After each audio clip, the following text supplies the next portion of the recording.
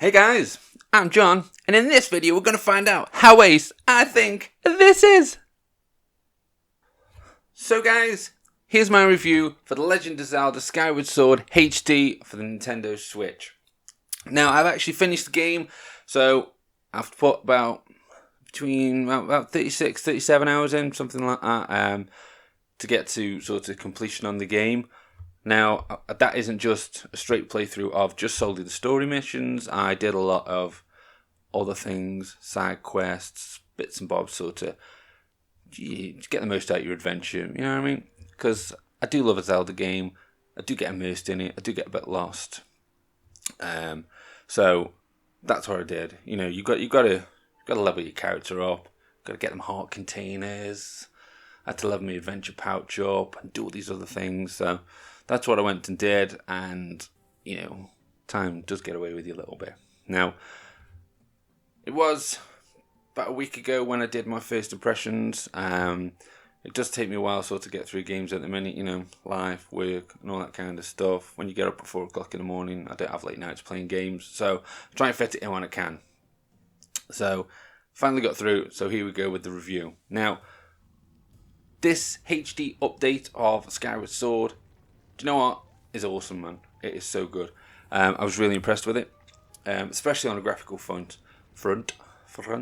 So, coming from a Wii game, now obviously the Wii wasn't a HD console, so it is nice to actually have this game done with HD upscaling, and it really does look good. Okay, it looks good, it plays good, it sounds good. Nintendo have put a lot of respect into building Skyward Sword into a HD game, and it does show when you're playing the game. Okay, so everything runs smoothly. There's no sort of frame rate drops or anything like that. All your character models are really good, like really smooth lines and everything. Everything's really clear. The colours on it are really bright and vibrant, and everything just stands out and looks iconic. And at each location you go to, so whether you're in the Faron Woods, Lanrio Desert, or whether you're in the Elden Volcano, each has a distinct feel to it and a distinct look, and everything looks really good, especially when you're in the desert because it's so bright and everything, and like the HD graphics on that really sort of accentuate just how bright it is, and like the colour palette on it and everything. So what they've done with this is really good. Now, I feel like Nintendo do put a lot of love into the Zelda games when they do update them. So when they did Wind Waker and Twilight Princess for the Wii U, and they both got HD updates as well, those were done very well. Especially Wind Waker. Okay, so Wind Waker is probably one of the best HD updates of a Zelda game I've seen. Now Skyward Sword is very close to that, because it came from a game that was solely reliant on motion controls. The implementation of having a pad option is incredible. I mean, that's just like the best part about this game for me. It is nice to have it in HD, I'm not saying that, and it does look, you know, it looks very pretty. But to having the button controls on it, that was a seller for me. Because I struggled to play Skyward Sword when it originally released on the Wii, just because of the over-reliance on the motion controls. Everything you do in that game has motion controls, okay? And it is something that obviously Nintendo were trying, because the Wii was a big thing for them, so they were just showing that how good they could do with motion controls in a sense. And so every aspect of it has motion controls. So the combat's motion controls, and it is one of the most tactical Zelda games in a combat sort of point of view that you will have, because every enemy they keep blocking in certain ways, and then you've got to wait for them to block this way, and then you can attack that way. And it's very tactical in the way you approach things. Now, when I used to play on the Wii, I just couldn't be bothered. I used to just swing around like this. I was like, yeah, get him. And that was sort of like the height of my combat skills. That was my combat prowess on the Wii, which wasn't great really, and I don't know how I got through it, but I did in the end. Now, in this, obviously using the motion, like the button controls, and because it's got that HD update on it, everything looks clean, so you can see a lot better where they are. The images are a lot smoother, so like, like your frame per second is sort of smoother, so everything moves better. So you can see, especially when you're fighting like the little flows are a pain. When you're fighting them, they've got like a big sort of shield on their arm, and they sort of block. And there's only got like a small opening where you can hit them. Now, playing it now on the pad, you just flick your stick and you can hit them, and it just works really well. And like some of the bosses have certain aspects of them that obviously, well, most of it's motion control, but like I found it a lot more responsive this time. So because I could use a pad and I could get into it a lot more, then I enjoyed my experience with Skyward Sword HD a lot more than I did with the original release. Now, the original release was something that I used to and fro with, so I'd come to it, I'd play a few hours, motion controls do me head in, put it down, I'll go to a different console that didn't have motion controls. I could play with a pad, normally my Xbox, play that for a bit, another that, and then get through Skyward Sword. Then I go back to do the motion controls, it'd do me head in again, like I say, after a few hours. Whereas this time,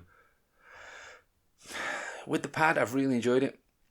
I had a lot more enjoyment out of the experience of playing Legend of Zelda Skyward Sword HD rather than I did with a Wiimote. Now, I have played sort of 90% of this game with a pad. That was either because I was playing it on the TV with a pad or I was playing it handheld. So I tried it with the motion controls, and I've done bits of it with like the Joy-Cons. I don't like the motion controls at all.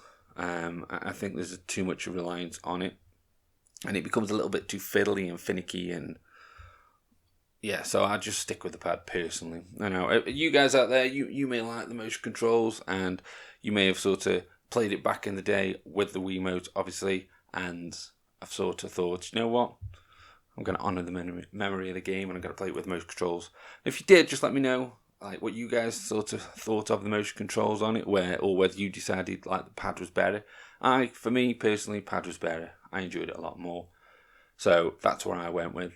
Now, the only thing with it is that you have to press, when you're playing with the pad, you have to press the L button, so the L bumper, to use your motion, like use your camera, which did me head in a little bit. There were times where that I'd sort of between the camera and Link could still get his sword out. I think that could have maybe been different. And obviously the difference is when you're playing your Joy-Cons. Now, I did say in my last video, so it still works the same as like you press the L on here to look around, but obviously all your sword slashes has to do with swinging the hell out of this, but that's not true. Okay, so you don't have to press the L when you're using the Joy-Cons. Okay, so you have to just, the right stick's free to go. So in that sense, the motion controls are a little better because your right stick just has freedom of the camera. Whereas when you're playing with the pad, you have to keep pressing the button, which honestly just did me head in. Especially when I've been playing that for a few hours, and then my little boy Tron, he'd sort of be like, "Dad, can we go on Avengers?" And I'd be like, "Yeah, okay." So we'll jump on Avengers, go battle some war table, and then when I pick the PlayStation pad up for going Avengers, I keep pressing like the L1 button on the PlayStation. I'm like, no, not playing Zelda now. No, don't do that. And it took me a while to get out of it. You know, when you sort of, I need to press this button to look that way, but you don't on any other game. It's just on this, and it was sort of, it did me in a little bit having to keep pressing. But apart from that, I don't really have many sort of qualms with the game.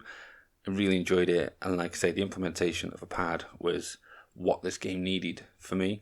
Like I say, when you're flying through Skyloft, it looks incredible. Okay, the draw distance was just remarkable for this game for what it used to be. Now, this time with the HD, it just looks awesome, man. It's so good. Everything looks good, and I was just blown away every time I played it, and playing it with the pad, it was just, the control over your loft wing is incredible, and I really enjoyed it. And there are certain times where, like during some of the boss battles, where the reliance that would have been on motion controls was there, and it can be a little bit difficult with a pad, especially when you're trying to look around, because obviously, if you're playing motion controls, you haven't got to worry about pressing buttons to look around. You could just look around and attack, which would have been probably a little bit easier in some respects, but I still played with the pad all the way, man. all the way. So yeah, that's how I feel about maybe sort of pad versus motions. Like I say, you guys out there may feel differently than I do, but that was my personal sort of opinion on the pad and the controls. So guys, would I recommend Skyward Sword HD? Yeah man, I would. I loved it. Now, I'm obviously very biased on this aspect because I love Zelda. I absolutely love the Legend of Zelda series, and the Legend of Zelda Skyward Sword HD on the Nintendo Switch is an amazing sort of addition to the Switch's ever-growing library. And if you enjoyed it back in the day, and you just want to play it with a nice sort of look to it, then this is the best way to play it. Honestly, this is an incredible update, and Nintendo do well with the Zelda updates. I mean, the Switch has had quite a few at the minute, like other things, like Hyrule Warriors has come there, but I've still only got the Wii U version, so I can't really comment on that. But like Link's Awakening, when they did that, I mean, that come from like a Game Boy game to what it looks like on the Switch, and it looks incredible. And I think that Nintendo put a lot of work into their Zelda games, more than any other, really. Now, looking back at this, obviously this is for Legend of Zelda's 35th anniversary, so that's why we get this one as a HD update. So to celebrate 35 years of Zelda, yay! Now last year it was Mario's 35th anniversary, and we got the Mario All-Stars collection. Now I feel that didn't have as much sort of love and attention as a HD update as this one. Granted, we got 3 games last year because obviously got 64, Sunshine and Galaxy 1. Now, yes, it would have been nice to have like updates of this. I would love an Ocarina update and a Majora's Mask update. Come on, Nintendo, we need it, man. We need it. But it never seems to happen. Yes, we got 3 games for Mario last year and only 1 for Zelda, but I feel the work that's gone into this one is a lot better than what went into last year's. We didn't really have a sort of a HD update on them. They still looked exactly the same. The colours might have been a bit brighter, but they still pretty much looked the same. 64 still had 64-bit graphics, everything's still blocky. It would have been nice if they'd implemented something similar to what Halo did with the Master Chief Collection, where you could press a button and switch between original graphics and HD graphics. I think that would have been really cool for Mario 64 if they'd have done that. Maybe I'm alone on that idea, I don't know, but I think that would have been cool. If they'd done it for all 3 games, so you could have that sort of option, like say, similar to what Halo did, I think that would have been awesome, to sort of see sort of what they did and the work that gone into it. But they didn't really do that. They basically just ported them over from what was you could get on an emulator, really.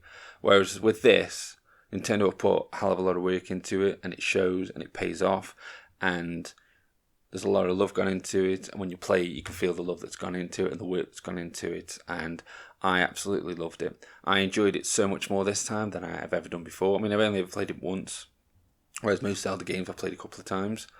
I love Zelda, so it's just like one of them things where if I've got nothing to play, I'll be like, do you know what, I'm going to go through Zelda again.